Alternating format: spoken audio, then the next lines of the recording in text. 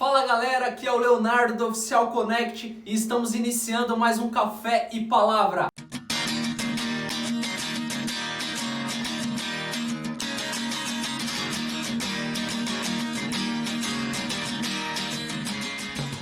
No primeiro episódio da série, vimos os primeiros passos da Igreja de Cristo e todas as condições necessárias, mesmo com a ajuda indireta do Império Romano, para que o Evangelho fosse disseminado para todas as regiões.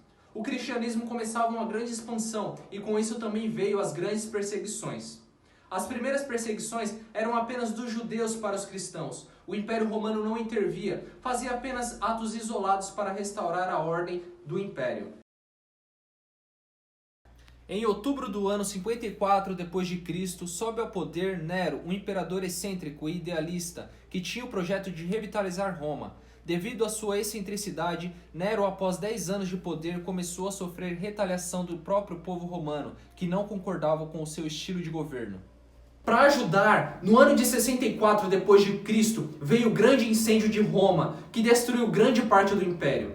O povo romano acusava Nero de ter iniciado o incêndio, mas não há registros que confirmem isso.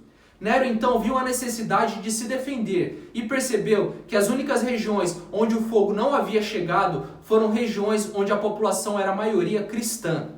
Foi então que se iniciou, através de um decreto de Nero, a primeira perseguição dos cristãos pelo Império Romano. Os cristãos foram perseguidos oficialmente e mortos de várias formas. A forma que se chama mais atenção foi a de queimar os cristãos vivos e usá-los como lamparinas para iluminar os jardins do palácio. Foi provavelmente nessa época que o apóstolo Paulo e o apóstolo Pedro foram mortos. No ano 68, houve uma grande rebelião do povo contra as loucuras do imperador Nero. Nero então se suicidou e as perseguições da igreja foram enfraquecendo. Devido a todos esses acontecimentos, a igreja teve um período de relativa paz e foi crescendo e pregando a palavra de Deus para todo mundo. Domiciano, no final do seu império, quer trazer a glória de Roma de volta. Por ser muito vaidoso, o imperador obriga para que todos o adorem pela sua inteligência e prestem sacrifícios a ele. Os cristãos se negam a adorar o imperador e são colocados na lista de inimigos do império. Com isso começam as perseguições em alguns lugares de Roma. Nem todos os cristãos eram mortos, alguns eram presos e outros exilados, como o apóstolo João, que foi exilado na ilha de Patmos e escreveu o livro de Apocalipse. Por fim, diante de todos esses acontecimentos, Domiciano foi considerado tirano pelo seu povo e foi assassinado dentro do seu palácio. Mais uma vez, a igreja tinha mais um período de relativa paz e continuava a crescer.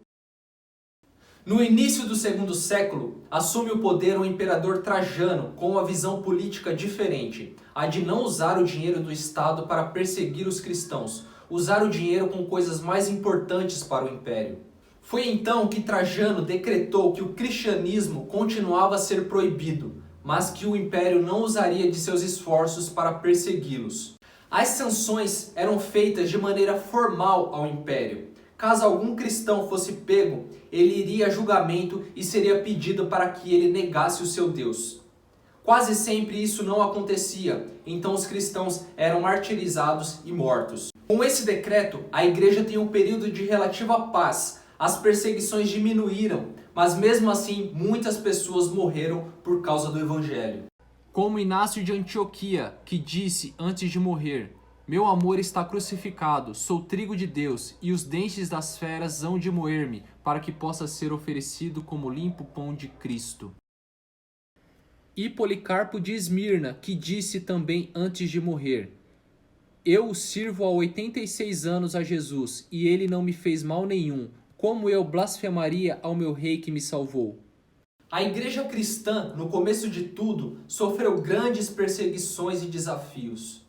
O sangue derramado por esses cristãos são as sementes do evangelho e é por causa deles que nós estamos aqui hoje.